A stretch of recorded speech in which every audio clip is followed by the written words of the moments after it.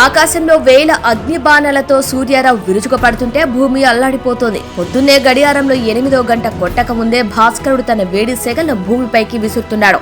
మధ్యాహ్నానికి మార్తాండుడు ఉగ్రరూపం దాల్చి మనుషులను నిలువునా ఫ్రై చేసి పారేస్తున్నాడు.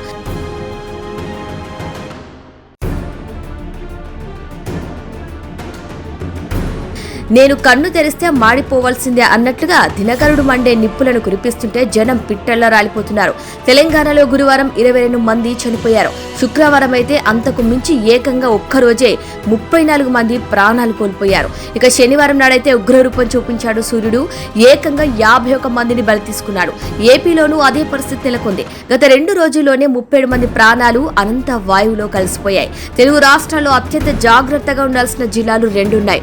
ఒకటి ఉమ్మడి వరంగల్, మరొకటి ఉమ్మడి ఖమ్మం.